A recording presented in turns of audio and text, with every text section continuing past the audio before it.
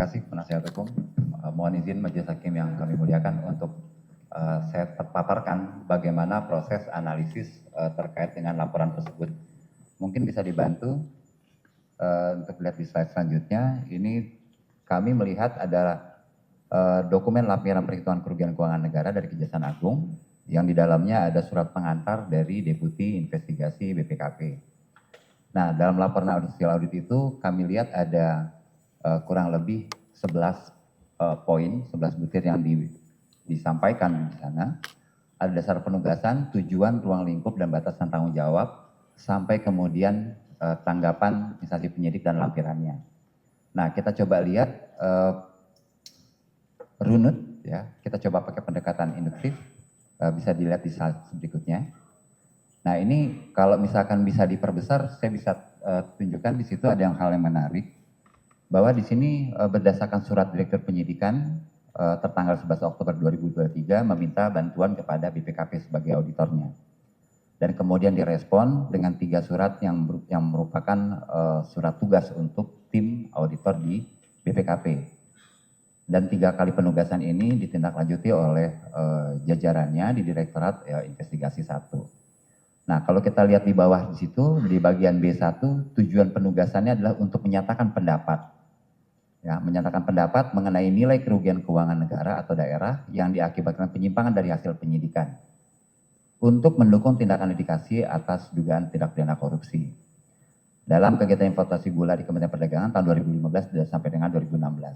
Nah, di sini ada catatan saya di pinggir, interpretasi saya di situ ada pendapat, menyatakan pendapat yang kita bisa interpretasikan sebagai suatu simpulan.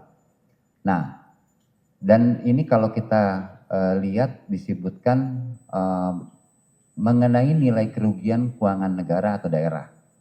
Nah, ini kalau misalnya kita bicara nilai kerugian keuangan negara atau daerah, dalam konteks apa dulu nih? Karena di situ dibilangnya konteksnya adalah yang diakibatkan penyimpangan dari hasil penyidikan.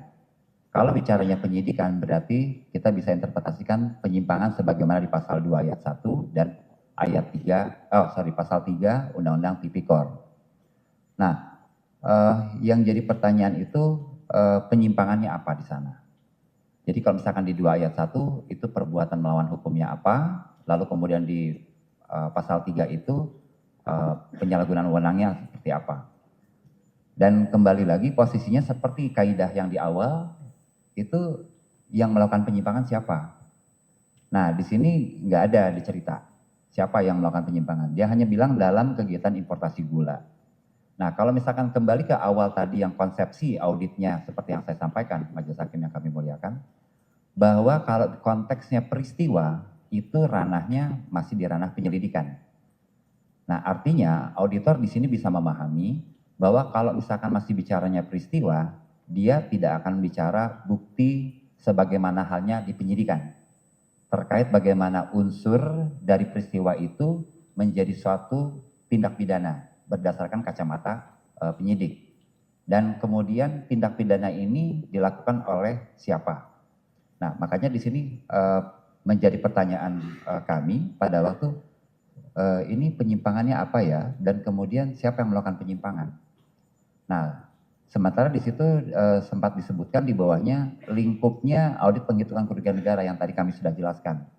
Di mana audit penghitungan kerugian negara ini menjadi konteks atau berada di konteks yang mana? Karena konteksnya tidak sama seperti halnya audit laporan keuangan, audit kinerja, atau audit kepatuhan yang lainnya. Ini adalah audit untuk keperluan litigasi.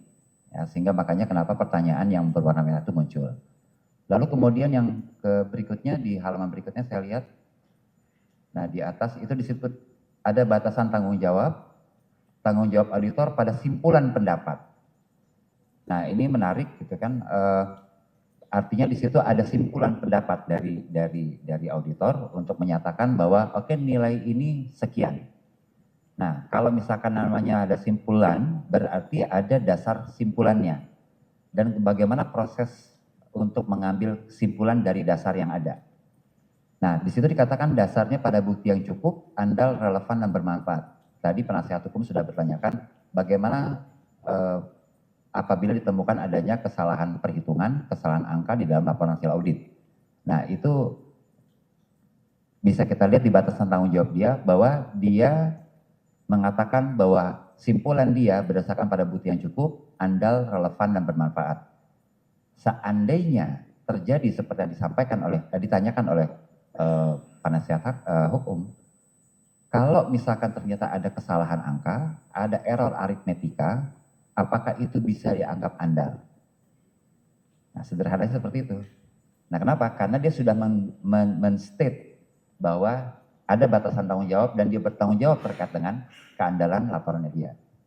Nah, berikutnya kita lihat di situ pemenuhan norma itu hal yang standar. Mereka merujuk kepada standar audit intern pemerintah Indonesia dan kemudian peraturan BPKP nomor 2 tahun 2023 tentang manajemen pemeriksaan pengawasan. Nah, saya coba fokus ke arena prosedur penugasan. Ini ada yang menarik. Tadi seperti yang ditanyakan oleh penasihat hukum terkait dengan ekspos bersama. Ekspos bersama dengan penyidik Kejaksaan Agung sebelum penugasan.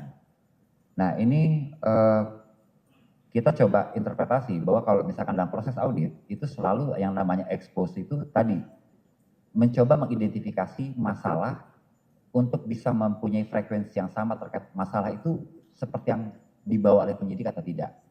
Makanya kenapa di situ ada pembahasan untuk menyamakan pemahaman terkait penyimpangan.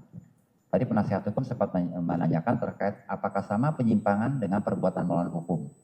Nah, konteks perbuatan melawan hukum, kalau auditor itu memahaminya adalah apa yang disampaikan di ruang pengadilan dan diputuskan oleh majelis hakim. Nah, kalau misalkan dalam posisinya di penyidikan, itu adalah yang disangkakan atau didakwakan atau diduga oleh penyidik. Nah, dalam hal ini, turunannya bagaimana, dalam bentuk penyimpangan seperti apa, nah auditor bisa masuk di sana. Makanya kenapa di situ harus ada pembahasan terkait pemahaman terkait penyimpangan. Pertanyaannya, bagaimana hasilnya? Nah, kebetulan di sini kami belum lihat majelis hakim yang kami muliakan. Nanti kita coba masuk ke arena di situ. Nah, tapi yang kedua yang perlu kita sitir dari bagian D, prosedur penugasan itu, ada proses menganalisis dan mengevaluasi bukti-bukti audit dan keterangan para pihak. Nah, ini interpretasinya berarti ada proses analisis dan evaluasi untuk membuktikan adanya penyimpangan. Nah, di sini saya gunakan kata-kata membuktikan karena ada perbedaan pada waktu kita melakukan audit yang sifatnya non-forensik dalam konteks yang sempit. Nah, di slide tadi saya ada mengatakan forensik secara luas, ada forensik secara sempit. Forensik secara luas itu seperti kaidah yang disampaikan dalam Merriam-Webster. Boleh nggak dimundurin sedikit supaya nanti posisinya rekan-rekan semua yang ada di sini bisa paham kenapa disebut forensik. Jadi kebetulan untuk di Indonesia saya sendiri tidak menemukan apa yang dimaksud sebagai forensik. Kalau misalkan dibilang kedokteran forensik, digital forensik, itu oke banyak yang kita terima. Tapi kalau misalkan apa yang disebut forensik, Kamus Besar Bahasa Indonesia tidak menunjukkan itu, Majelis Hakim.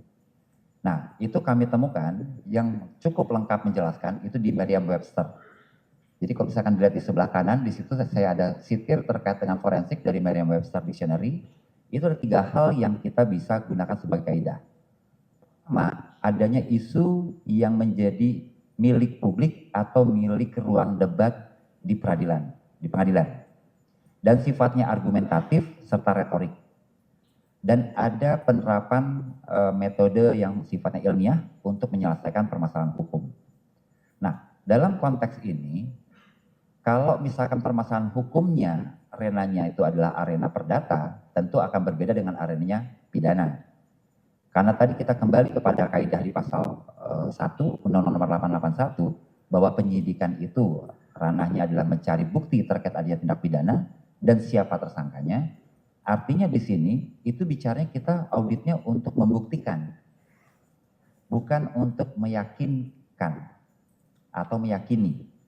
Jadi ada beda, dalam bahasa audit itu kita mengenal istilahnya assurance. Assurance itu di beberapa literatur Indonesia diterjemahkan sebagai penjaminan. Yang menurut pandangan saya itu tidak sesuai kaidah kalau dikatakan bahwa assurance itu menjadi penjaminan. Karena kalau misalkan benar assurance itu menjadi penjaminan, seandainya di satu entitas terjadi peristiwa pidana, itu yang akan kena duluan adalah internal auditornya. Karena dia yang menjamin. Nah, ini terkait pemahaman linguistik terkait bahasa Inggris ke dalam bahasa Indonesia. Tapi pada waktu kita memahami konteks, getting assurance itu adalah memperoleh keyakinan. Dalam konteks keyakinan itu adalah adequate assurance, keyakinan yang memadai. Sehingga makanya kenapa dalam audit umumnya itu kita tidak melakukan cacah jiwa atau sensus, tapi menggunakan teknik sampling untuk menunjukkan fairness atau kewajaran suatu representasi atau suatu laporan. Nah, berbeda dia dengan konteksnya yang audit investigatif atau forensik yang sempit, yang sudah masuk ke ranah litigasi. Dia tidak lagi bisa mengatakan dalam konteks assurance, karena sudah harus membantu para penyidik untuk memperoleh bukti. Artinya auditnya sudah harus bisa menunjukkan proses pembuktian itu sendiri. Makanya kenapa di sini posisinya dalam kaidah yang sempit, dalam konteks suitable to courts of judicature, nah proses audit forensik itu masuk sebagai kaidah yang sempit. Tapi kalau kita lihat dari 3 kaidah unsur di dalam terminologi forensik menurut Merriam-Webster, audit semuanya apapun itu judulnya, itu bermuatan forensik. Ya, jadi makanya kita perlu perjelas nih. Makanya kenapa kembali lagi mohon izin di laporan yang tadi kita coba bedah, itu tidak kita bisa tolong dibantu, penasihat hukum. Terima kasih. Nah, kalau kita lihat lagi tadi lagi. Nah, kalau kita lihat di sini ada tujuan, ada prosedur penugasan, ada batasan, ada ruang lingkup, itu kaidah itu saya harus uji ke sana untuk memastikan bahwa laporan hasil audit itu memang mengikuti kaidah yang sifatnya berlaku umum. Nah, terkait dengan menganalisis dan mengevaluasi bukti-bukti audit, ini interpretasinya berarti ada proses analisis, evaluasi dari bukti yang disediakan oleh penyidik atau bersama-sama dengan penyidik untuk bisa membuktikan adanya penyimpangan yang sudah sama persepsinya. Nah, pertanyaannya bagaimana proses ini dilakukan dan diungkapkan dalam laporan ini. Nah, ini memang tidak perlu diuraikan secara gamblang, tetapi bisa menunjukkan adanya proses bagaimana si auditor itu memahami masalah. Ingat kembali ke kaidah tadi di pasal 1 Undang-Undang 15/2004, proses identifikasi masalah. Di mana proses identifikasi masalah tersebut, hasilnya ditunjukkan dalam laporan ini. Sehingga dalam hal ini, unsur dana yang hendak dipenuhi untuk membantu penyidik, itu ada kesinambungannya, ada jembatannya, ada connecting vehicle-nya atau connecting steps-nya. Makanya perlu pertanyaan seperti ini. Nah, dikatakan bahwa tidak ada hambatan penugasan. Nah, sampai di sini kita bisa langsung masuk ke arena proses di bagian F. Nah, sesuai pertanyaan penasihat hukum tadi, apakah saya sudah membaca? Oke, saya dengan gampang mengatakan bahwa saya sudah lakukan scanning. Pertama kali face scanning, gitu kan, lalu kemudian move forward to yang agak sedikit hati-hati scanningnya, dan kemudian akhirnya saya coba kumpulkan dulu apa sih isi bagian fakta dan proses kejadian di bagian F. Nah, di situ laporan itu bicara terkait dengan 5 poin. 1 terkait dengan rapat koordinasi antar kementerian, lalu kemudian terkait kegiatan importasi gula di kementerian, nah, dan kemudian gambaran gula konsumsi, dan sampai keterangan ahli teknis. Nah, yang menarik sampai kemudian kita melihat adanya penugasan, adanya proses importasi, yang saya tidak temukan di situ, itu adalah apa penyimpangan yang terjadi di sana, yang dilakukan oleh siapa, dari bukti-bukti yang disajikan di sana. Saya bisa memahami di situ ada surat tanggal sekian dari siapa, mewakili institusi siapa, kepada siapa, yang menjadi pejabatnya siapa. Ada proses itu. Dan ada isinya. Komunikasinya terjadi di sana. Tetapi saya nggak melihat setelah ditambahkan dengan permintaan keterangan dari para saksi, ataupun kemudian nanti yang bagian keterangan ahli teknis, itu dikaji oleh si auditor. Saya nggak menemukan itu. Jadi pada waktu dikatakan tanggal 23 Januari misalkan, itu ada Fulan memberikan permintaan kepada siapa, dari kementerian mengatakan isinya demikian, lalu kemudian direspon. Setelah direspon, apa ini maksudnya? Terus kemudian ditanyakan kepada para saksi, dikatakan saksi seperti ini. Apa pandangan, penilaian, analisis, evaluasi si auditor terkait bukti yang ada di situ, informasi yang ada di situ. Nah, dikatakan makanya audit tadi perbandingan kondisi dengan kriteria, itu kita bunyikan di situ. Nah, ini yang saya tidak temukan. Makanya kenapa saya buatkan catatan di situ.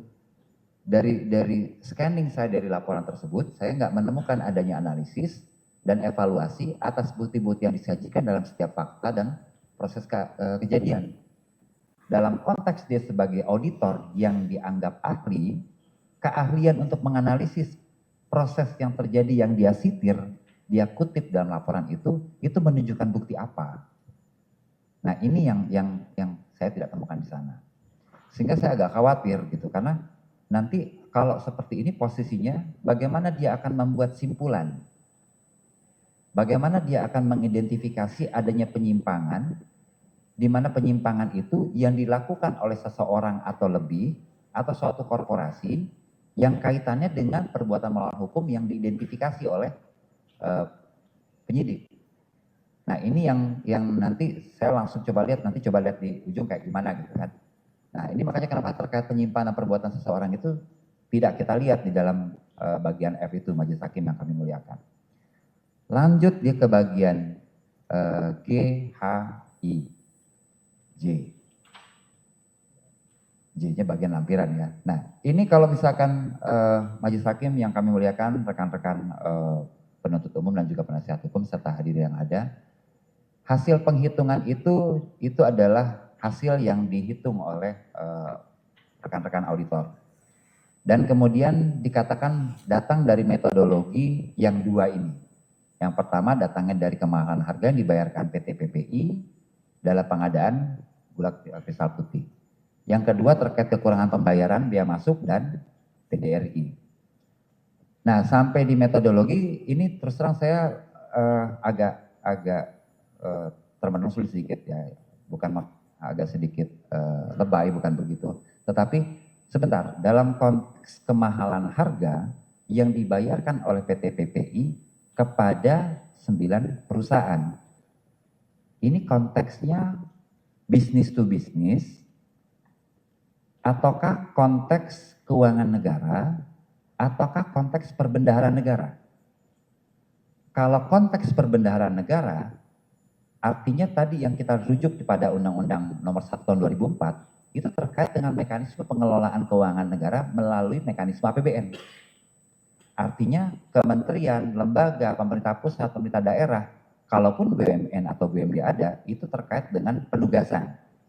Tapi penugasan itu apakah dibayarkan oleh si BUMN, BUMD-nya, ataukah oleh lembaga yang di bawah naungan APBN atau APBD? Nah, sementara di sini disebutkan yang dibayarkan oleh PT PPI sebagai BUMN kepada badan usaha milik swasta. Artinya apa? Bisnis to bisnis. Kalau bisnis to bisnis berarti berlakunya hukum korporasi. Itu yang diinterpretasi oleh auditor. Kalau misalkan berada hukum korporasi, berarti masuk arena hukum privat. Proses bisnisnya bagaimana?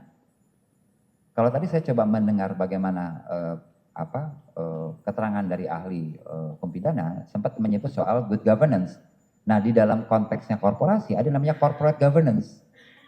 Dalam konteks corporate governance, kita perlu lihat dulu nih lingkungan tata kelola perusahaannya seperti apa.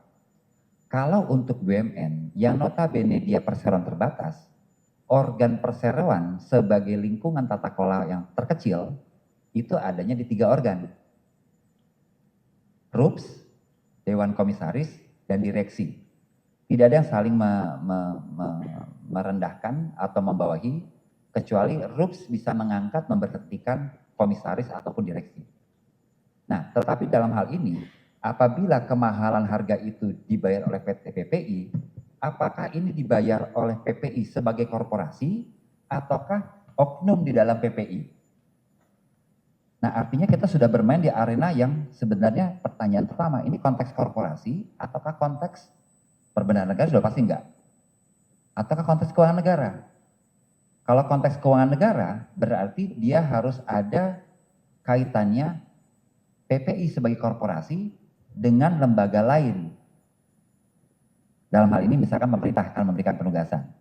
Nah, saya belum tahu, tapi paling tidak saya coba lihat dulu. Kalau misalkan dibilang kemahalan harga, apakah kemahalan harga itu datang dari transaksi bisnis as usual, bisnis yang biasa jual beli, dibayar harganya jadi lebih mahal ataukah sesuai ataukah lebih murah. Nah, konteksnya ini kita perlu hati-hati dulu. Kalau misalkan ternyata memang kemahalan harga itu datang dari permufakatan jahat, itikat tidak baik, kong kali kong, kolusi segala macam, disebutkan di situ PT PPI. Kalau PT PPI berdasarkan organ menurut Undang-Undang Nomor 40 Tahun 2007 tentang perseroan terbatas, itu berarti 3 organ. Apa iya ketiga organ ini sepakat untuk direksi melakukan transaksi yang harganya lebih mahal? Seandainya logikanya demikian. Nah, sementara yang kedua, dikatakan bahwa ada kekurangan pembayaran biaya masuk dan PDRI. Interpretasi pertama yang muncul di benak kami itu adalah kalau pembayaran biaya masuk itu ranahnya di Undang-Undang Pabean. Aturan main di Undang-Undang Kepabeanan bagaimana? Kalau biaya masuk itu dia ada masa daluarsanya 2 tahun. Kalau misalkan ternyata dalam 2 tahun tidak ditagih oleh Direktorat Jenderal Bea dan Cukai, mohon maaf, itu posisinya hangus. Nah, sementara kalau misalkan kita lihat di sini posisinya masih ada kekurangan pembayaran untuk masa yang sudah daluarsa. Apa iya kekurangan pembayaran tersebut Bea Cukai mau menerima kekurangan pembayaran? Apa iya seperti itu? Itu jadi pertanyaan dasar kami sebagai auditor. Karena dia punya waktu 2 tahun untuk menagih, mengoreksi, merevisi terkait dengan tagihan apabila itu kurang bayar. Dan sifat sanksinya adalah administratif. Kalau misalkan dia jadi arena pidana, masuk ke ranah keuangan negara, berarti posisinya itu bukan lagi di ranah kekurangan pembayaran, tetapi memang ada pembayaran yang digelapkan. Nah, ini konteks ini perlu agak hati-hati. Di mana posisi kekurangan pembayaran biaya masuk itu masuk di dalam ranahnya perbuatan melawan hukum dalam konteks yang disampaikan oleh teman-teman penyidik yang disepakati oleh teman-teman auditor. Nah, sehingga di sini jadi pertanyaan saya hanya dengan 3 pertanyaan tadi, Majelis Hakim. Bagaimana ini masuk dalam konteks seperti apa metodologi dibangun? Nah, seperti tadi yang saya sampaikan di awal, ada kausalitas yang akan menentukan metodologi bagaimana dibangun, dan kemudian nanti hasil penghitungan seperti apa. Kita secara deduktif, kita sudah ada hasil penghitungannya dari metodologi yang dibangun, tapi dari penyebab yang mana nih? Nah, kita lihat di situ ada penyimpangan yang terletak pada kerugian keuangan negara menurut laporan audit tersebut. Di situ dikatakan ada 5. Ada persetujuan impor gula kristal mentah untuk diolah menjadi gula kristal putih untuk operasi pasar, tidak berdasarkan ruang koordinasi antar kementerian. Lalu kedua, impor GKM dilakukan saat produksi dalam negeri mencukupi, penjaminan pasokan dilaksanakan oleh salon BUMN, pengendalian dilakukan melalui importasi gula kristal mentah, bukan gula kristal putih. Lalu persetujuan impor gula kristal mentah tidak disertai rekomendasi. Yang saya tangkap dari 5 penyebab ini saya nggak akan tarik dulu ke fakta peristiwanya Majelis Hakim yang kami muliakan. Karena terus terang dari yang tadi saya sudah sampaikan di forum F tadi, itu tidak terlihat hasil analisisnya atau evaluasinya yang kemudian memunculkan 5 penyebab ini. Jadi terus terang kami pun jadi agak bertanya-tanya, ini dapatnya dari mana yang 5 ini? Bagaimana proses kita menyimpulkan dari fakta dan peristiwa yang ada, untuk kemudian kita menyimpulkan ada 5. Nah, sementara posisinya, dari kelima penyimpangan yang diidentifikasi oleh auditor, itu posisinya kemudian dikaitkan dengan 2 sumber kerugian. Kalau tadi dikatakan bahwa kemahalan harga yang dibayarkan oleh BUMN bernama PT PPI kepada 9 pabrik gula rafinasi. Di situ kita lihat ada persetujuan impor tidak berdasarkan rakor antar kementerian. Apa korelasinya? Tidak adanya rakor itu dengan kemahalan harga yang dibayarkan PPI kepada perusahaan lain. Kedua, impor GKM dilakukan saat produksi dalam negeri mencukupi dan realisasi impor terjadi pada musim giling. Apa hubungannya dengan transaksi PPI dengan 9 pabrik gula rafinasi ini? Dalam pemahaman dasar kita terkait bisnis, pasar mau melimpah, mau tidak, sepanjang ada yang mau beli, dia bisa aja beli. Jadi apa kaitannya? Nah, di sini yang kami belum peroleh apa penjelasan dari hubungan antara kemahalan harga dengan impor tadi. Yang ketiga, penjaminan pasokan dan stabilisasi harga gula dilaksanakan oleh selain BUMN. Mungkin kami ada yang terlepas membacanya, tetapi yang kami tangkap dari soal importasi gula ini, penjaminan pasokan itu tetap ada pada Menteri Perdagangan. Kementerian Perdagangan dalam hal ini untuk melakukan penugasan pasokan gula kepada PT PPI dengan dukungan 2 BUMN yang lain, RNI dan juga PTPN. Nah, kemudian dibilang penjaminan oleh selain BUMN, ini penjaminan yang di mana? Kami juga nggak dapat nih penjelasannya. Apakah yang dimaksud adanya pasokan yang dilakukan dalam konteks pasokan itu adanya importasi yang dilakukan oleh selain BUMN? Apakah itu yang dimaksud? Tetapi tidak ada penjelasan di sini. Yang ada di sini hanya penjaminan pasokan dan stabilisasi harga gula dilaksanakan oleh selain BUMN. Dan itu kalau kita kaitkan lagi dengan kemahalan harga, di mana korelasi langsungnya? Kalau kita lihat pakai tadi pertanyaan penasihat hukum pasti dan nyata, itu juga sama seperti yang disampaikan oleh ahli pidana sebelumnya yang sempat saya dengarkan. Bagaimana yang namanya dampak itu harus langsung. Dan itu sesuai dengan Undang-Undang Nomor 1 Tahun 2004, Pasal 62, bahwa yang namanya kerugian negara atau berkurangnya uang, barang dan sesuatu berharga itu, dia sifatnya langsung sesuai kewenangan dia. Bukan yang posisinya A titik awalnya, Z nanti dampaknya. Dia tetap harus sekuensial. Nah ini yang makanya kami ada kesulitan untuk mencari korelasi kausalitas dari metodologi yang dibangun dengan penyebab. Pengendalian ketersediaan stabilisasi harga GKP dipenuhi melalui importasi GKM. Seharusnya importasi GKP. Apa hubungannya dengan kemahalan harga yang dibayar PPI kepada PGR? Ini kami tidak dapat penjelasan dalam laporan tersebut. Nah mungkin di sini ada faktor waktu atau mungkin juga faktor kemampuan yang tidak bisa menemukan itu, tapi mungkin ini jadi wacana yang bagus untuk kita buka. Apakah memang ada bukti itu untuk menunjukkan hubungan antara kelima hal tadi dengan yang lain. Nah, sementara persetujuan impor tidak disertai rekomendasi. Kembali lagi, apa hubungan dengan kemahalan pembayaran? Nah, di sini kami nggak menemukan kausalitas itu. Sementara terkait dengan kekurangan pembayaran biaya masuk, ini pembayaran masuk siapa? Kalau namanya importase, yang namanya biaya masuk, itu dilakukan atas adanya suatu kegiatan importasi. Kan begitu? Nah, siapa yang melakukan importasi? Kalau misalkan dalam hal ini yang melakukan importasi itu adalah PPI, ada nggak buktinya PPI melakukan impor? Kalau misalkan yang dibilang bahwa oh ternyata bukan PPI, tapi para PGR yang melakukan impor, ada nggak bea cukai mengenal bahwa perusahaan ini boleh mengimpor? Karena kalau misalkan ternyata perusahaan-perusahaan ini tidak boleh mengimpor, bea cukai pun tidak boleh mengeluarkan barang.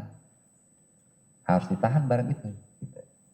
Nah, jadi majelis hakim yang kami muliakan, di sini ada pertanyaan dari kami pada waktu mengkaji bagaimana metodologi dibangun dengan kausalitas sebagaimana disajikan dalam laporan hasil audit tersebut. Ini sifat penyimpangannya masuk kategori administratif ataukah memang pidana sebagaimana yang disepakati antara penyidik dengan auditor. Lalu ini atas suatu kegiatan ataukah perbuatan seseorang. Karena kalau misalkan tadi kita lihat, boleh mundur sedikit, satu slide. Nah, itu semuanya kita lihat penugasan bekerja sama dengan importasi gula untuk penugasan kepada, semuanya adalah kegiatan. Sementara dalam konteks untuk litigasi pidana, tadi kita sudah bisa lihat di pasal 1 angka 2 terkait dengan penyidikan. Itu bicaranya bukan lagi soal peristiwa, tapi suatu perbuatan seseorang. Nah, ini yang kami tidak lihat di dalam laporan ini Majelis Hakim. Boleh dilanjut? Dan kemudian, kalaupun misalkan ini penyimpangan, terlepas apakah ini pidana ataukah administratif, apa motifnya? Nah, ada nggak digali dalam laporan tersebut? Karena auditor perlu memahami, ada satu kaidah di dalam proses audit itu, termasuk ya sifatnya yang spesifik seperti investigatif atau forensik ini, atau yang lebih more spesifik lagi terkait dengan penghitungan kerugian keuangan negara. Penyimpangan itu kita perlu pahami apa motifnya. Karena kembali tadi seperti kaidah yang di piramida di awal, auditor dikenalkan dengan istilah apa yang disebut sebagai actus reus dan mens rea. Jadi yang namanya penyimpangan itu dia masuk kaidahnya pidana, tidak semata-mata karena dia secara formal ada perbuatan menyimpang. Nah, karena auditor pun juga paham, mereka pun diajari bahwa yang namanya penyimpangan belum tentu salah. Makanya kita mengenal namanya diskresi. Nah, tetapi dalam posisi kalau dia bukan diskresi, berarti ada yang, mohon maaf Majelis Hakim bukan maksudnya, tapi saya suka menggunakan gimmick kepada kawan-kawan. Is this discretion or discrazy? Makanya saya suka guyonin, diskresi atau discrazy. Karena motif itu kita perlu bunyikan. Kalau memang ada hal yang sifatnya kolusi, sengaja dia bikin kong kali kong, berarti ini bukan diskresi, ini diskresi. Mana buktinya? Bunyikan di situ. Sehingga kita bisa jelas siapa yang oleh penyidik nanti tentukan tersangkanya. Nah, ini yang makanya kami tidak temukan di sana. Kalau misalkan memang ada pihak yang termotivasi melakukan penyimpangan, itu siapa saja? Sendiriankah dia atau dia berkolaborasi dengan pihak lain? Nah, di situ pun juga tidak kami temukan.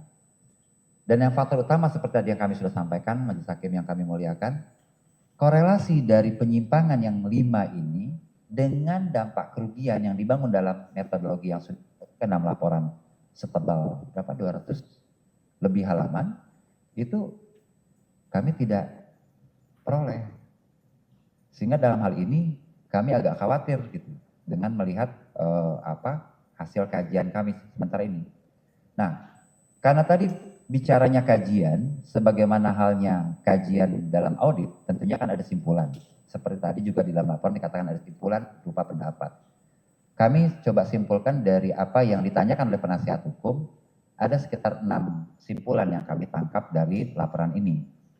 Yang pertama, tidak ada penjelasan di dalam laporan tersebut terkait penyimpangan yang dilakukan oleh siapa, dalam bentuk apa penyimpangan tersebut dilakukan. Nah, ini yang kami khawatirkan, apakah atau mungkin saya terimanya laporannya kurang lengkap atau bagaimana, mungkin itu bisa kita ulas sama-sama. Karena dalam hal audit itu dilakukan untuk keperluan proses litigasi pidana, itu perlu diuraikan supaya pasal 1 angka 2-nya bunyi. Ngunci dia istilahnya gitu Majelis Hakim, di kami misalnya. Ini ngunci nggak nih? Jangan sampai kita ngomong penyimpangan udah panjang lebar segala macam, hakim nanya, siapa yang melakukan penyimpangan? Nah itu Majelis Hakim yang kami muliakan, kami kurang paham tapi ada penyimpangan itu. Bubar cerita. Kami tidak memberikan hasil audit, analisis, evaluasi yang memberikan manfaat untuk proses penyidikan. Nah, itu yang pertama. Yang kedua, tidak ada pengungkapan terkait hasil ekspose bersama penyidik. Mungkin ini terkesan administratif, tetapi kembali lagi tadi kita bisa lihat pengungkapan hasil ekspose itu seperti pertanyaannya penasihat hukum terkait dengan independensi, objektivitas dan profesionalisme dari auditor. Apakah ia bisa, misalkan penyidik itu memesan, meminta, ini udah nanti ini perbuatan penyimpangan seperti ini, karena kami mau bangun PMH-nya seperti ini. Nah, dengan mengungkapkan sedikit hasil paparan terkait bagaimana ekspose dilakukan, itu mereka bisa menunjukkan independensinya mereka seperti apa, objektivitas mereka seperti apa. Sama halnya seperti halnya saya hadir pada sore ini, saya dihadirkan dari sisi sisi penasihat hukum. Tapi apakah kemudian saya harus menerima pesanan penasihat hukum sesuai dengan keinginannya mereka? Tidak bisa, Pak. Sama halnya dengan ahli yang dihadirkan dari pihak penuntut umum. Karena walaupun bagaimana, kami berada dalam posisi sebagai ahli yang diharapkan dapat memberikan pencerahan, memberikan penjelasan untuk bisa membuat terang suatu peristiwa sesuai kaidah di pasal 1 Undang-Undang 8 tahun 81 butir 2 tadi. Nah, jadi ini yang menjadi catatan kami. Yang ketiga, pengungkapan terkait bagaimana analisis dan evaluasi atas bukti dilakukan di dalam laporan juga tidak terungkap. Sehingga dalam hal ini kita kesulitan untuk menentukan apa yang dibuktikan di dalam audit dalam rangka penghitungan kerugian negara ini. Bukan sekedar perolehan keyakinan. Nah, makanya kalau kita lihat dalam laporan audit keuangan, Majelis Hakim yang kami muliakan, itu ada paragrafnya. Di paragraf kedua biasanya, itu dikatakan oleh auditor independen, biasanya teman-teman akuntan publik atau BPK RI kalau untuk kepentingannya pemerintah.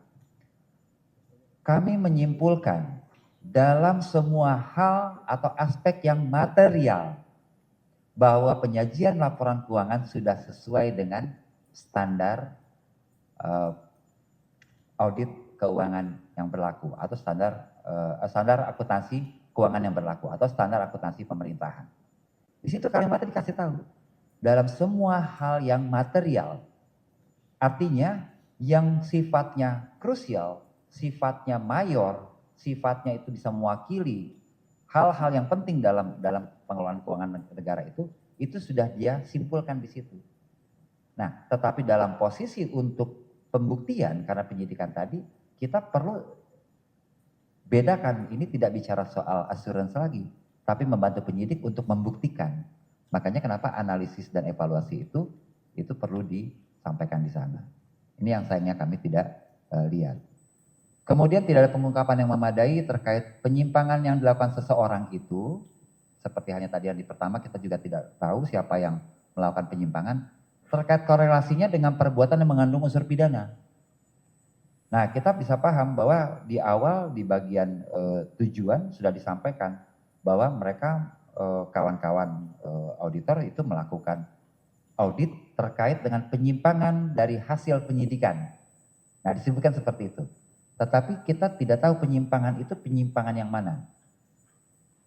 Yang disebutkan dengan penyidikan itu yang mana? Hanya mengatakan terkait dengan kerugian keuangan negara. Nah, tapi kerugian keuangan negara itu dalam konteks apa nih? Melawan hukum. Kalau melawan hukum yang mana hukum yang dilawan? Kalau misalkan terkait penyalahgunaan kewenangan mana yang disalahgunakan dengan cara apa? Nah, kami tidak lihat itu di sana. Berikutnya juga terkait korelasi antara penyimpangan yang kita tidak tahu apakah ini masuk administratif atau pidana atau masuk kategori yang bisa disebutkan sebagai unsur pidana yang diidentifikasi dengan dampak kerugian yang disajikan sebagaimana tadi sebelumnya saya sudah sampaikan. Nah, dan terakhir penyajian metodologi penghitungan. Kami mengkhawatirkan ini konteksnya agak kurang pas seperti tadi saya sudah panjang lebar uraikan. Ada B2B, ada urusan customs, lalu kaitannya dengan aspek importase. Ini seolah-olah jadi kayak 3 titik yang berbeda, tidak ada hubungan. Kalau mau dibuat ada hubungannya, nggak ketemu pola hubungannya di mana. Nah, ini yang kami lihat terkait dengan kajian kami tadi, laporan disajikan.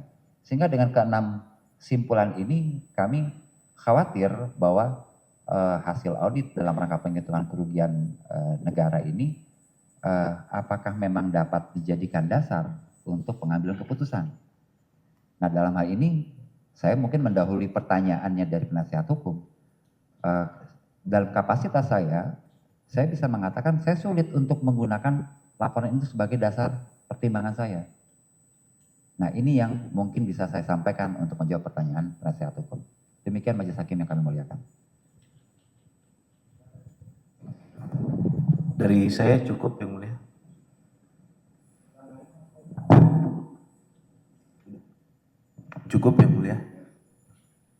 Kemudian silakan dari penuntut umum, kalau ada yang masih ingin ditanyakan, tapi ahli tadi sudah panjang lebar menyampaikan kajiannya ya. Silakan. Sedikit saja majelis terkait ahli ya, terima kasih. Kita selama ini kan mengenal ada audit investigatif, kemudian ada audit penghitungan kerugian keuangan negara. Sebenarnya dari segi auditor, apa yang membedakan antara keduanya ini? Oke. Terima kasih. Apa bedanya audit investigatif dengan audit dalam rangka penghitungan kerugian negara? Gitu ya. Oke. Boleh dibantu slide mundur sedikit? Saya bisa gunakan 2 slide untuk menjelaskan lagi. Nah, secara konsepsinya di sini tadi posisinya.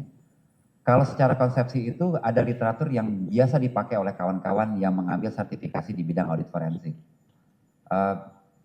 Tulisan-tulisan seperti Profesor Larry Crumbly itu biasa digunakan dan klasik sekali dipakai, di mana dikatakan oleh beliau bahwa yang namanya forensic accounting atau forensic auditing itu datang dari 2 kaki. Kaki yang pertama investigative audit, yang kedua adalah litigation support.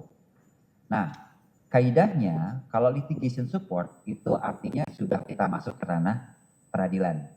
Sementara yang investigative audit itu upaya untuk melihat apakah suatu penyimpangan itu bisa dikenakan sanksi kriminal atau tidak. Nah itu kalau dalam konteks kriminal. Tapi bisa juga kalau misalkan digunakan, ada nggak kemungkinannya kalau dalam konteks perdata, kontraktual nih gitu, bakal muncul klaim atau tidak. Nah itu bisa seperti itu. Secara konsepsi lagi, audit investigatif sendiri sebenarnya bisa proaktif. Tetapi mazhab di Indonesia, audit investigatif itu lebih cenderung reaktif. Nah artinya bagaimana?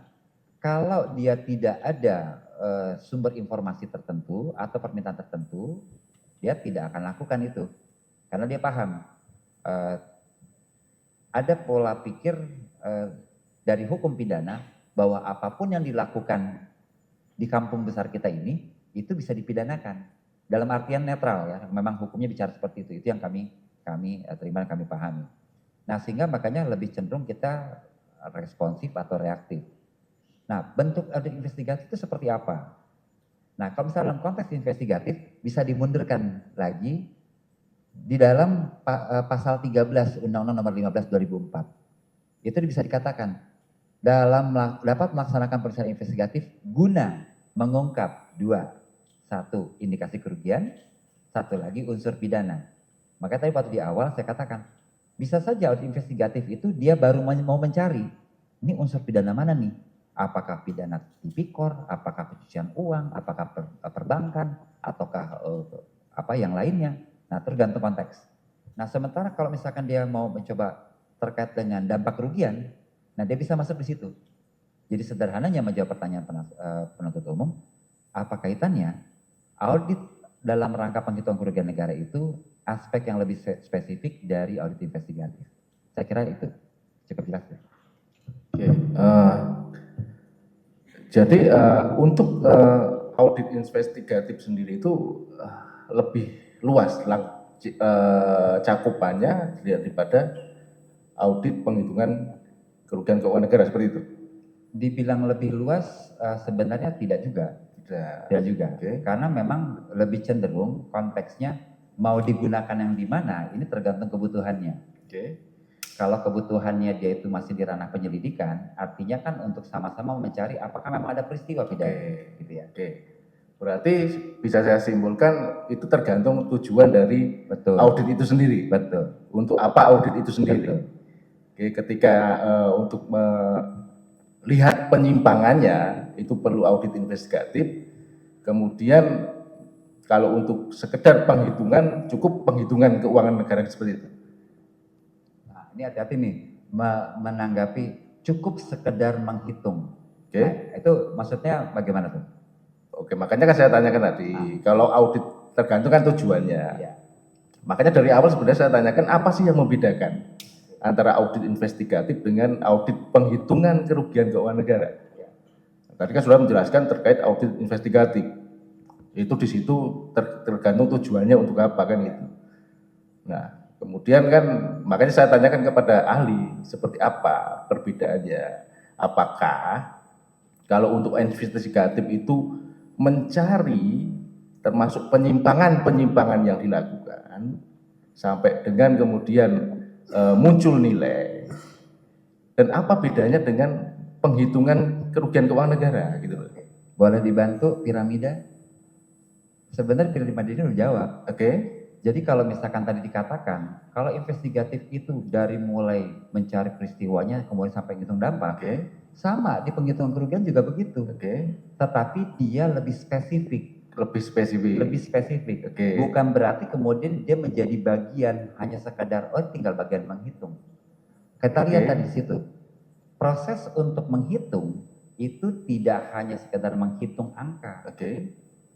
Yang paling utama itu justru investigatif procedures Oke. terkait kausalitas. Oke.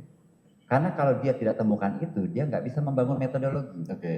Ya. Nah, sementara perbedaannya, kalau misalkan yang investigatif, kalau misalkan dia masuk di ranah penyelidikan, dia bisa masuk di ranah itu. Kalau misalkan di ranah penyidikan, dia umumnya diminta terkait ini. Oke. Makanya penjelasan itu dari awal saya sudah sampaikan. Oke. Nah, kemudian terkait standar pemeriksaannya dari segi akuntansinya, auditornya, metode standar pemeriksaannya sama tidak? Kalau metode relatif sama. Relatif sama. Relatif sama. Sama ya. Artinya sama ya. Tinggal prosedurnya nanti dilakukan seperti apa. Nah, itu dia sifatnya kontekstual. Oke. Ya. Makanya tadi metodenya sama nggak cara mengaudit? Anggaplah yang bukan investigatif dengan yang investigatif.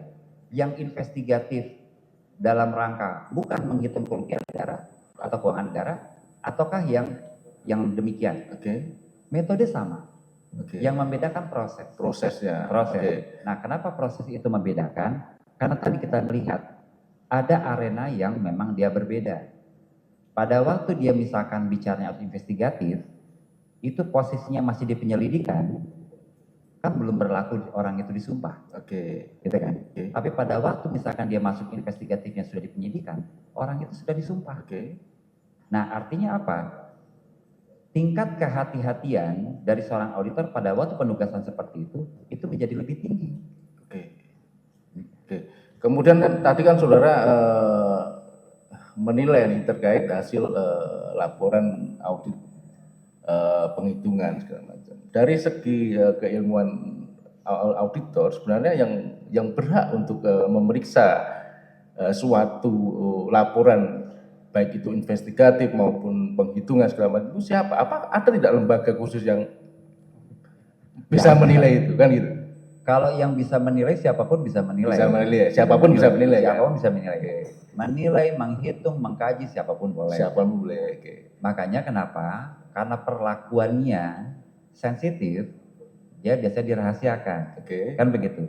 Makanya dibandingkan laporan audit yang lain, laporan audit ini biasanya kan dimintakan hanya pada waktu persidangan sudah dimulai. Oke. Nah, karena konteksnya apa? Kalau misalkan dibuka kemana-mana, orang bisa nanti liar pandangannya. Ya kalau dia paham, kalau tidak sudah macam-macam kan. Oke. Nah, makanya kenapa dalam konteks ini siapa yang bisa menilai? Ada lembaganya enggak? Kalau pertanyaannya lembaga, tidak ada. Tidak ada. Oke. Kemudian tadi kan saudara juga mengkaitkan dengan tindak pidana segala macam.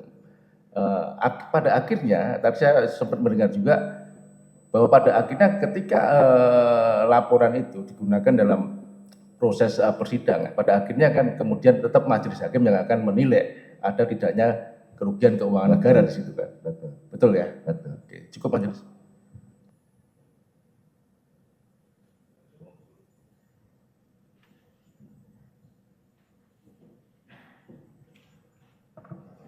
Dari terdakwa ada yang mau ditanyakan kepada ahli, silakan. Ada yang mulia, Silakan. terima kasih dan tidak terlalu banyak sih. Pertama, terima kasih Pak Randy atas waktu dan ilmunya. Terima kasih kembali Pak. Saya menghargai. Pertama, mohon izin Pak Randy,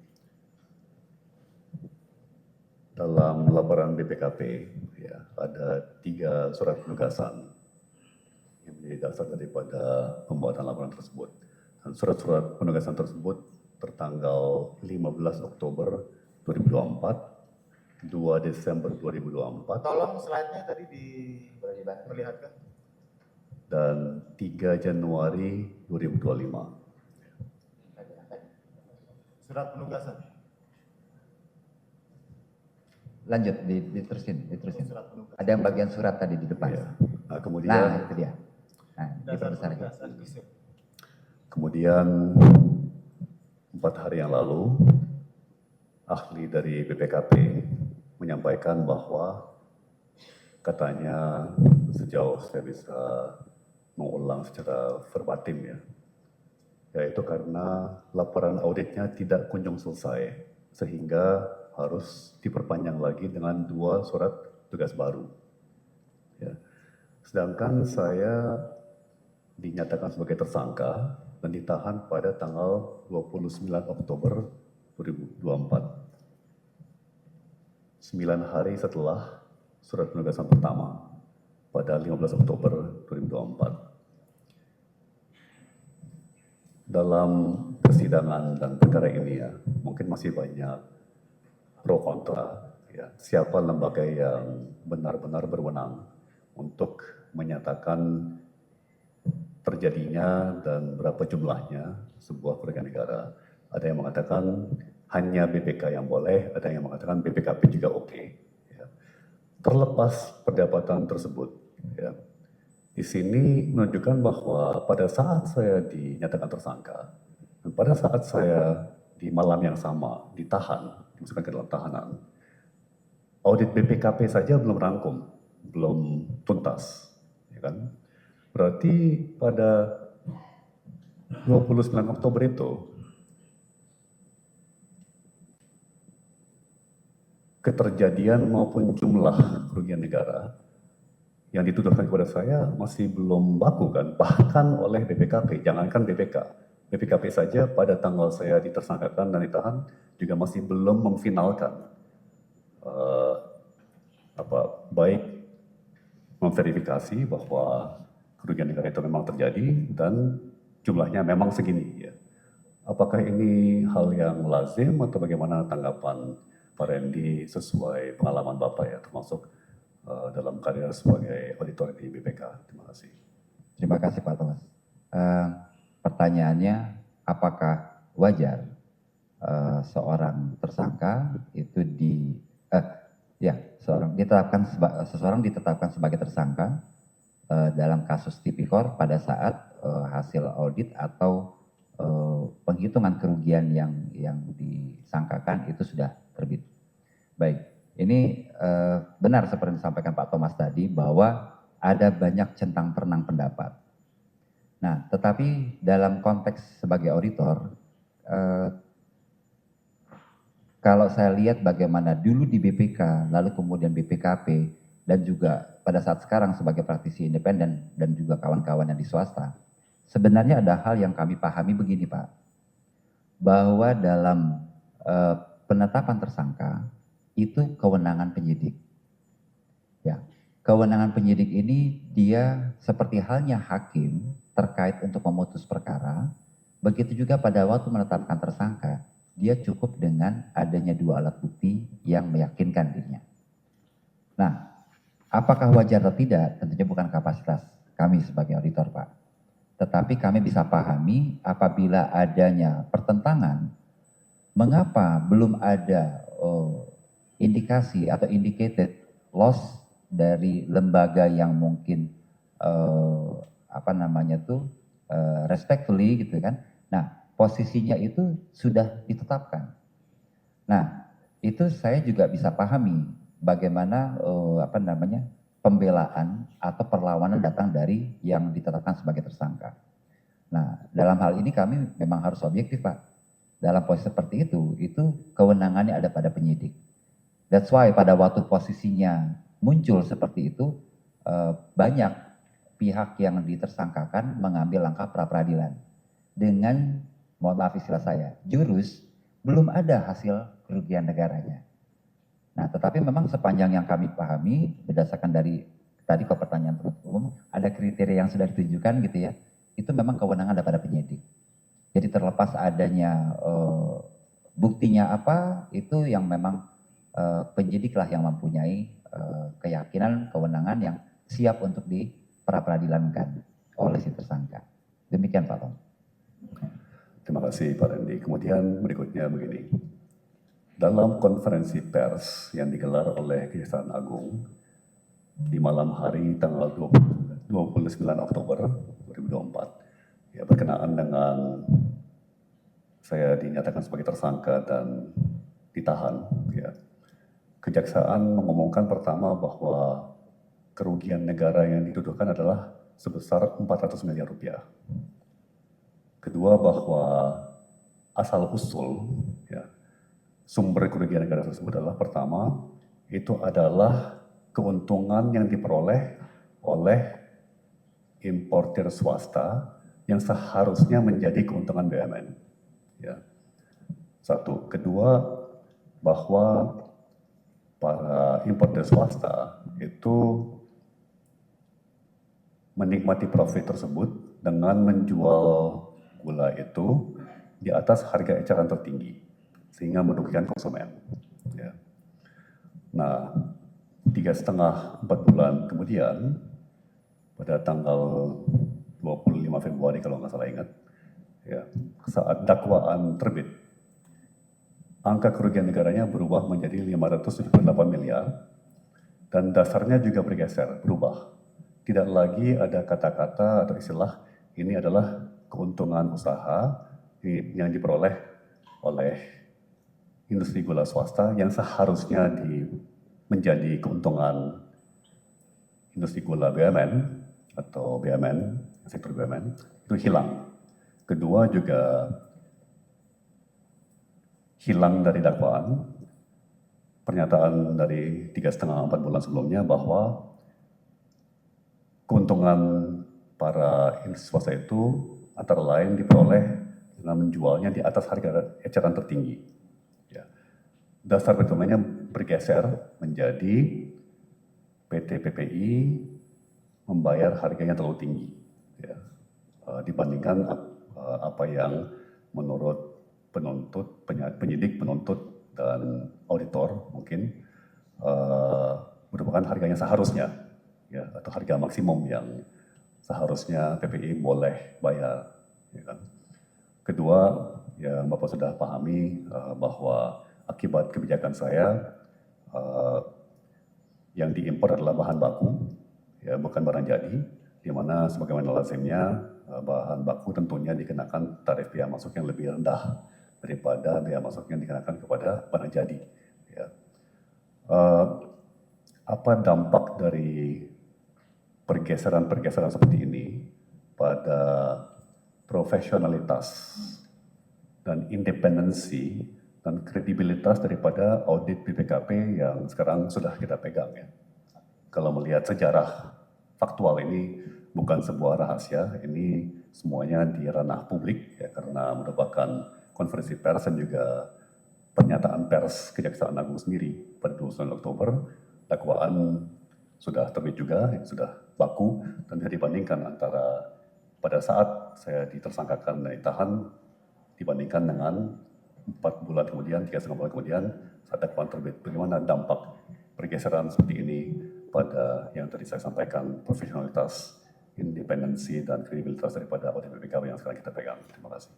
Terima kasih Pak Thomas untuk pertanyaannya. Mungkin boleh saya dibantu terkait dengan audit dan penegakan hukum.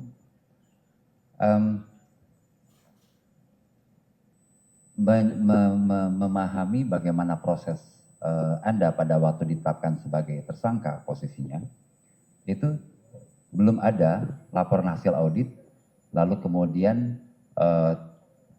ditetapkan sebagai tersangka dengan nilai kerugian yang dikatakan 400 miliar. Nah, itu posisinya dalam posisi penyidikan. Kan begitu ya Pak ya? Lalu kemudian di dakwaan berubah menjadi 578 miliar. Nah, sebenarnya dalam posisi ini mungkin kita bisa lihat di slide yang saya coba tayangkan di sini. Di sini posisinya apa yang dipahami oleh para auditor. Sebagaimana di tahapan-tahapan, entah itu audit secara umum, yang lebih spesifik atau sampai ke dukungan litigasi seperti sekarang ini, perubahan-perubahan di sesi tersebut mungkin. Nah, sebagaimana kawan-kawan dari institusi penegak hukum, itu juga pada waktu dia di penelitian, penyelidikan, penyidikan maupun penuntutan, itu sangat mungkin berubah. Nah, yang mungkin perlu kita pahami sama-sama Pak, adalah penuntut umum punya beban untuk membuktikan. Karena beban pembuktian terkait dakwaan itu ada pada rekan-rekan penuntut umum. Nah, sehingga dalam hal ini sebenarnya kalau buat kami sebagai auditor, waktu ditetapkan sebagai tersangka, angka 400 itu muncul dari mana? Sebenarnya kalau kami sebagai auditor juga nggak pusing Pak. Ini bahasa saya Pak ya. Bosnya nggak pusing gimana? Ya nggak apa-apa kalau misalkan penyidik bilang 400 ya nanti kan tinggal pertanyaannya penuntut nerima nggak? Kalau nggak nerima istilahnya nggak akan P21, balikin lagi itu prosesnya. Betul ya saudara penuntut umum ya? Jadi beliau jadi filternya. 400, enggak, ini buktinya nggak cukup. Nah, kolaborasi misalkan, coba kalau misalkan secara ex officio, secara sendiri dia tetapkan nggak dapat, cari auditor yang bisa membantu menghitung. Muncul misalkan, nah dalam hal ini misalkan BPKP. BPKP muncul dengan angka 578, bisa meyakinkan nggak jaksa penuntut umum untuk bisa menerima hasil penyidikan yang dilakukan oleh rekan-rekan penyidik. Nah, kalau misalkan diterima Pak, posisinya bergeser dia. Nah, dalam posisi bergeser, dakwaan mulai masuk. Nah, dakwaan itu menggunakan angka di mana itu menjadi pertaruhan rekan-rekan penuntut umum untuk dibuktikan di pengadilan ini.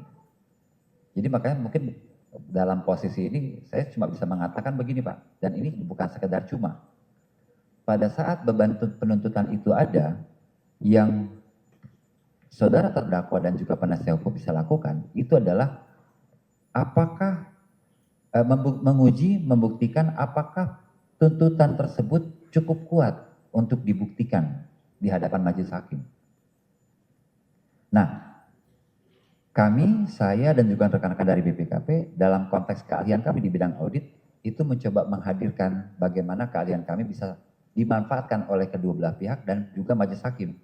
Apakah memang keterangan kami bisa memperkuat dakwaan atau justru malah melemahkan dakwaan. Nah, konteks utamanya adalah yang utama itu adalah majelis hakim itu bisa memahami apa yang bisa kami sampaikan, bisa kami jelaskan. Itu sebabnya dalam posisi sekarang ini kami harus bisa membantu dalam posisi membuat terang perkara ini seperti apa. Jadi demikian Pak Tom, posisinya berbeda itu bukan hal yang tidak wajar ya, karena ada konteks tahapan yang dilalui.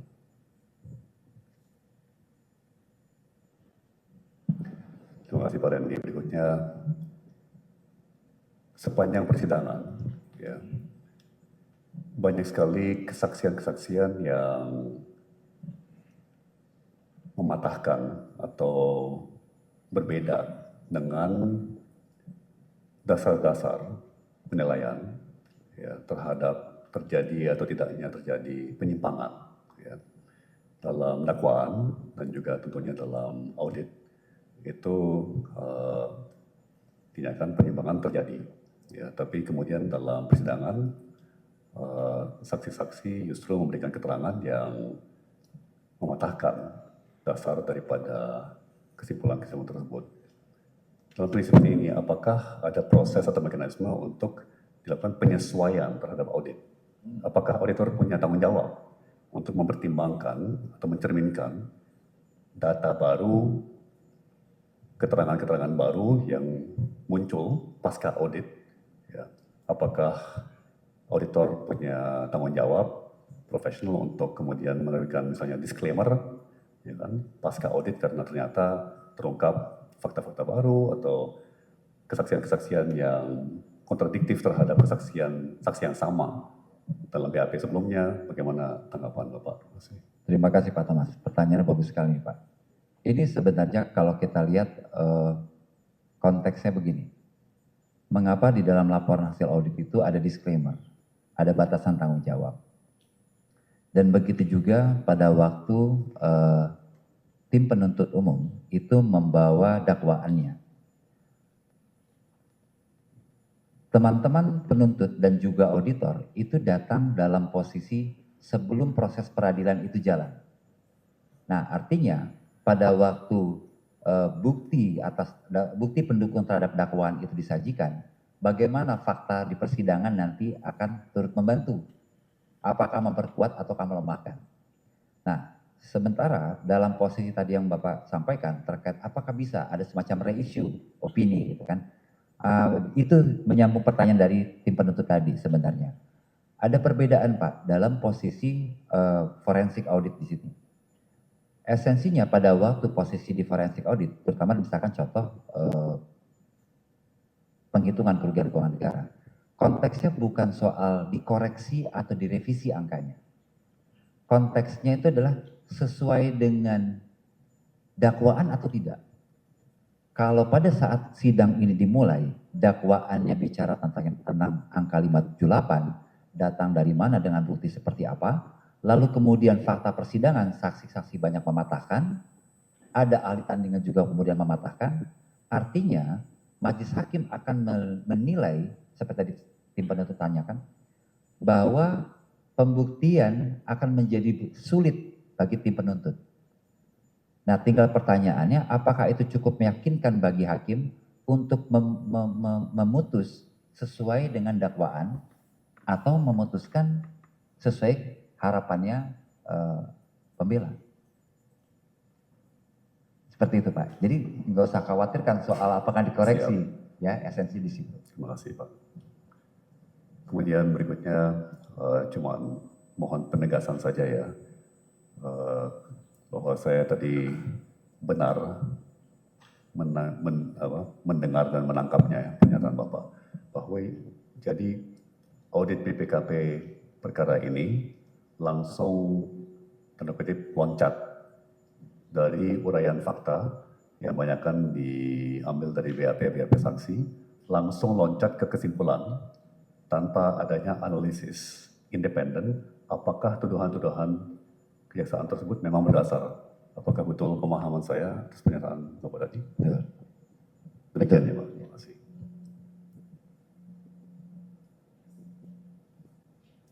Kemudian terakhir dari saya, kami hanya ingin memaparkan dua saja, ya. Error matematis, error perhitungan yang hemat kami sangat sederhana, sangat mendasar ya. Kemarin 4 hari lalu dengan ahli dari BPKP kami menguraikan mungkin 12-14 halaman lampiran-lampiran formula-formula perhitungan di mana ada kejanggalan-kejanggalan. Kami tidak mau mengulang lagi, tapi hanya mau mencontohkan dua saja ya. Kalau bisa mohon bantuannya untuk dipaparkan, kalau nggak salah ingat itu lampiran 9A atau yang tabel pertama. Mohon izin majelis hakim yang kami muliakan, boleh saya izin untuk minum? Terima kasih.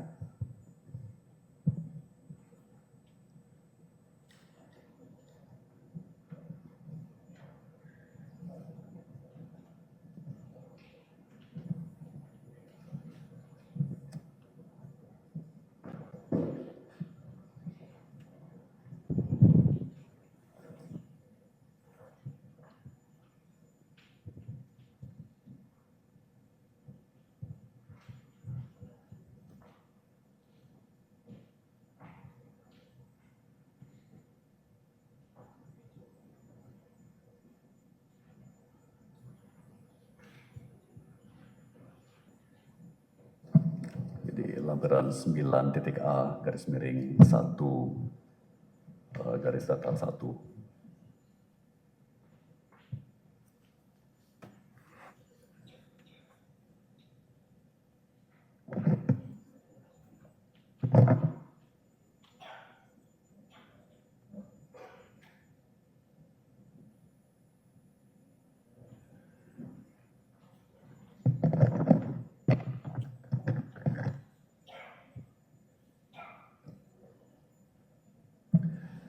Jadi Bapak, dalam laporan ini ya, BPKP menguraikan dasar mereka menghitung kerugian negara yang hemat mereka timbul akibat selisih biaya masuk antara bahan baku dengan barang jadi.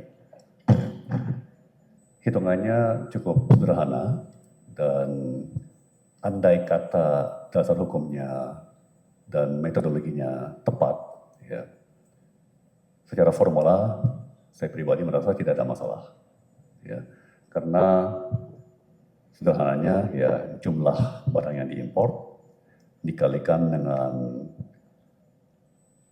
harga per ton dapat harga namanya CIF, ya, kargo termasuk harga angkut dan asuransi, ya, cargo insurance freight itu harga sudah tiba di pelabuhan di Indonesia dalam bentuk dolar. Dikalikan lagi dengan kurs yang resmi diterapkan oleh Kementerian Keuangan untuk diterjemahkan menjadi nilai rupiah. Nah, itu nilai dasar pengenaan biaya masuk yang kemudian dikalikan dengan tarif biaya masuk yang berlaku yang tergantung dari negara asal, apakah negara asal itu bagian dari ASEAN atau tidak, ya kan? Dapatlah jumlah biaya masuk yang perlu ditagih oleh bea cukai, terus ditambah lagi untuk penghitungan penerimaan dalam rangka importasi, ya, angka tersebut dikalikan lagi dengan 1,1 untuk mencerminkan 10% PPN impor, ya kan, dan angka itu sebelum PPN dikalikan lagi dengan 2,5% pungutan PPh badan dan sebagainya, ya.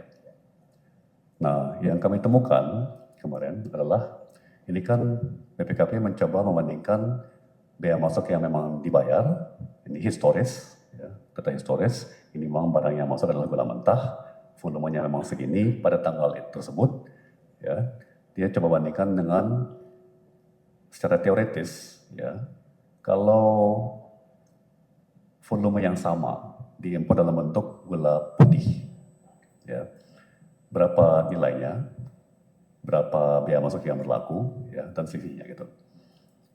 Bahkan dia cukup baik hemat saya dalam mengurangi volumenya 5% dari volumenya bahan mentah karena dianggap dalam proses pengolahan ada penyusutan. Jadi dia hanya menghitung 95,24% dari volume bahan baku yang dianggap bakal jadi barang jadi kalau andai kata pada tanggal itu, ya, barang jadi yang diimpor, ya. Nah, namun terjadi satu error matematis yang sangat sederhana, ya. Kami juga agak sulit memastikan, ya, persisnya dari mana error ini terjadi, ya, dan kenapa ini bisa terjadi. Tapi kalau kita lihat, ya, kalau bisa tolong zoom in ke kanan lagi, yang sel yang 6,8 miliar, ya. Jadi di sini BPKP mengatakan, oke, andai kata yang diimpor saat itu adalah barang jadi, nilainya bakal 6,8 miliar. Ya. Nah, kalau kita geser ke kiri, ya, secara historis, saat barang yang sama berupa bahan baku, bukan barang jadi, ya, nilainya 1,4 juta dolar. Yang kalau dikalikan dengan kurs, ya, saya coba hitung sebentar, 451,028 dikalikan dengan kurs 13.735, ya, 13.735 itu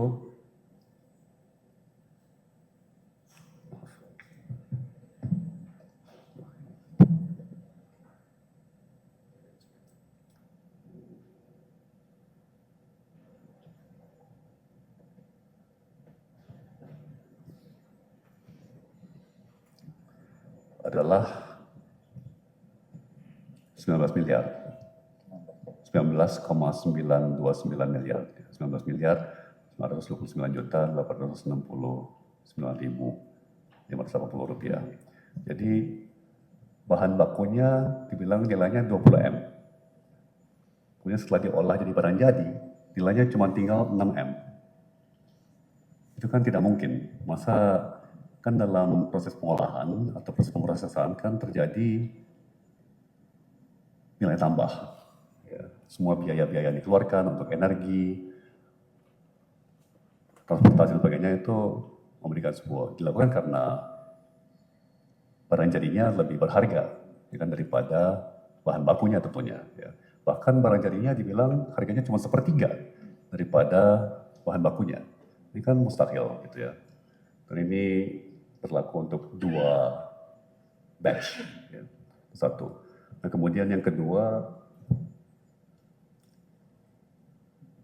lampiran nomor 9B, 9.B, 11. Nah, kalau kita zoom ke atas sedikit, jadi sebagaimana saya uraikan tadi Pak Randy, zoom out sedikit, nggak usah sampai semuanya, tapi ini kan tadi balik lagi formulanya sama ya, jadi volume yang diimpor dikalikan dengan harga dolar per ton, dapat nilai impor dalam dolar, dikalikan dengan kurs, dapat nilai impor dalam rupiah, dikalikan dengan tarif yang masuk dan sebagainya ya. Nah di sini kelihatannya ada error data entry, ya, di mana seharusnya dicantumkan kurs, kelihatannya yang dicantumkan adalah HS code, ya. Dan diakui oleh ahli dari BPKP 4 hari yang lalu. Ya. Dan saya tanya, bagaimana caranya ya, kurs rupiah pada tanggal itu adalah 1,7 miliar rupiah per US dollar. Ya. Nah, mohon tanggapan Pak Randy ya, bagaimana dampak daripada error-error matematika yang sangat sederhana seperti ini pada profesionalitas, independensi, dan kredibilitas daripada audit ini. Terima kasih. Terima kasih Pak Tom. Ada 2 cara saya menjawab pertanyaan Bapak. Ada 2 cara saya menjawab. Mohon saya drill sedikit Pak ya, majelis hakim yang kami muliakan terkait pertanyaan Pak Tom. Pak Tom, saya punya 2 cara untuk menjawab pertanyaan Bapak. Kalau saya dalam posisi, Bapak jadi penyidik, Bapak minta saya untuk menghitung ini. Pertama, saya tidak akan melakukan penghitungan apapun, kecuali Bapak bisa tunjukkan sama saya kausalitas terkait penyimpangan yang Bapak sangkakan. Kalau Bapak tidak bisa meyakinkan saya, angkanya benar pun buat saya nggak ada masalah. Nggak ada isu buat saya. 1. Yang kedua, cara keduanya adalah saya mengatakan, pada saat ada error seperti ini, itu menunjukkan tujuan auditnya seperti apa yang disampaikan dalam Undang-Undang 15 tahun 2004. Kecermatan, validitasnya, kebenarannya, yang kemudian dalam posisi seperti itu berarti terbukti dan diakui bahwa dia tidak cermat, tidak benar. Nah, itu artinya apa? Apakah Bapak akan menerima laporan saya seandainya saya lakukan seperti itu? Selesai Pak. Sesederhana itu. Makanya kenapa tadi saya perkenalkan kepada tim penuntut, kepada majelis hakim, dan juga para peserta yang hadir di sini, bahwa dalam konteks audit dalam rangka penghitungan kerugian negara, it's not about the numerical issue. Bukan soal matematikanya, bukan soal angkanya, tapi soal pangkalnya dulu untuk bisa muncul ke angka. Nah, karena kebetulan posisinya angkanya sudah muncul, lalu kemudian angkanya diuji, metodologi diuji, kausalitasnya diuji.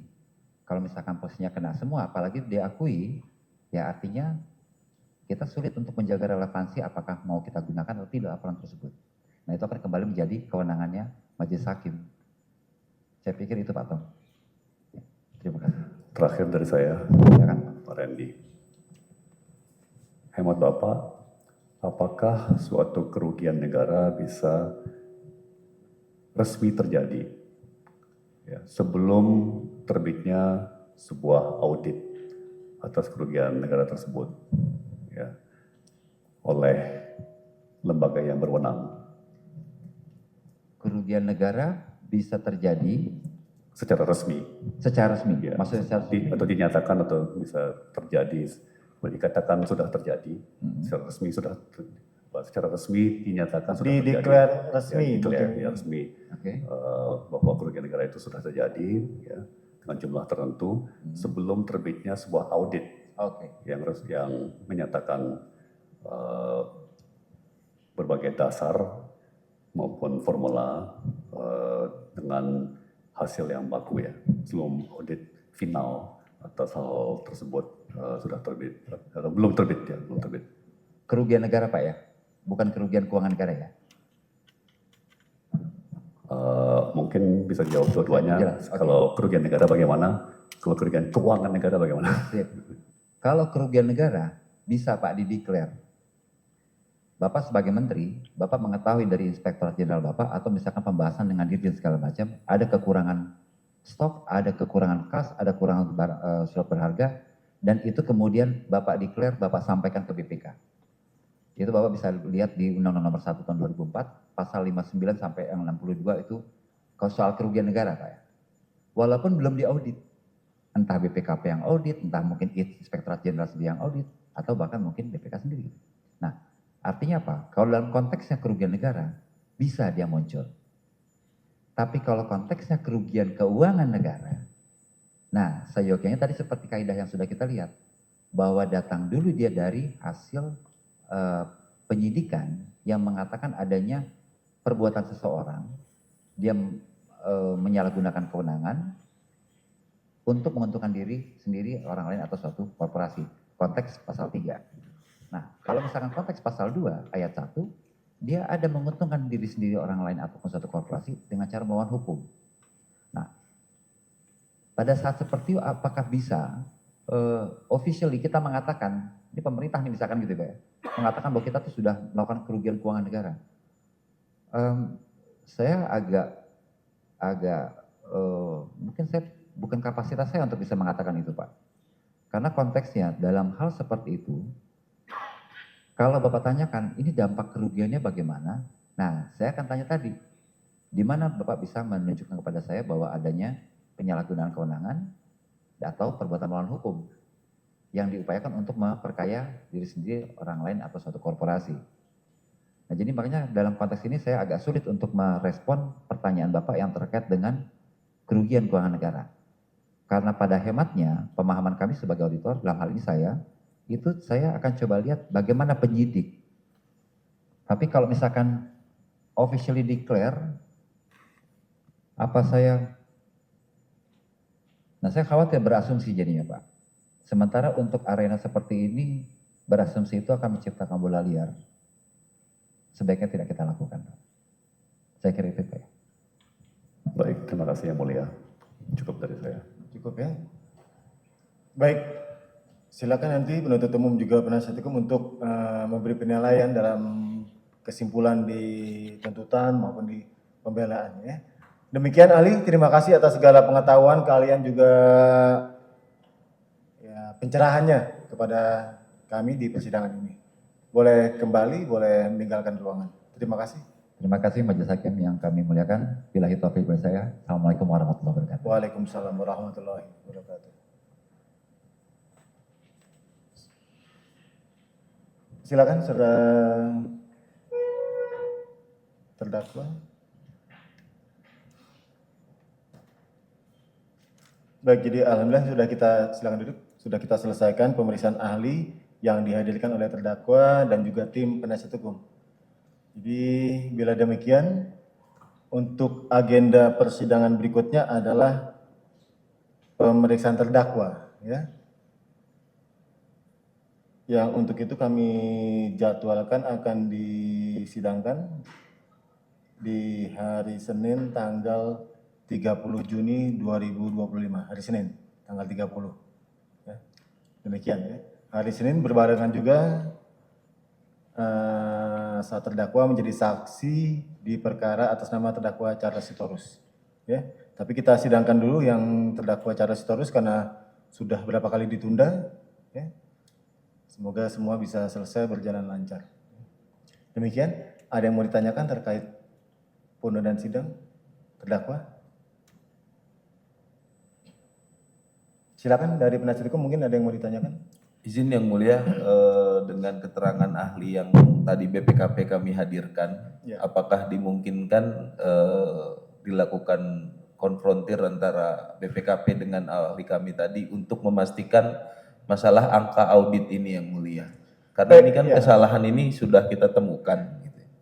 Baik, kami rasa ya itu adalah masing-masing ya. Dari penuntut umum sudah mengajukan ahli, demikian juga dari penasihat hukum sudah mengajukan masing-masing auditor. Ya. Majelis belum melihat adanya urgensi yang mendesak untuk dilakukan konfrontasi terhadap keterangan pendapat kedua ahli tersebut. Silakan kami kembalikan penilaian kepada masing-masing baik penuntut umum maupun penasihat hukum. Ya, demikian ya kami rasa. Dan waktu persidangan kita juga sudah terjadwal karena sudah mepet memang, dan tetap akan kita lanjutkan di Senin untuk pemeriksaan terdakwa. Apa bisa, berarti paginya di sidang Charles dulu sebagai Iya, saksi Yang Mulia? Karena memang sudah sempat tertunda persidangan perkara atas nama terdakwa Charles, dan terdakwa menjadi saksi nanti di persidangan tersebut. Demikian ya. Penuntut umum cukup, terdakwa cukup ya. Apa bisa diganti ke Selasa untuk pemeriksaan terdakwa? Tadi ada persidangan kami juga yang terpaksa karena ada persidangan ini kami tunda sudah di hari Selasa. Nanti malah nggak bisa disidang-sidangkan. Ya. Demikian ya. Baik Yang Mulia. Di hari Rabu, Kamis, Jumat depan juga sudah terjadwal untuk perkara lainnya. Ya. Demikian, untuk sidang berikutnya diagendakan di hari Senin tanggal 30 Juni 2025. Terdakwa tetap dalam tahanan, sidang hari ini selesai dan ditutup. Terima kasih.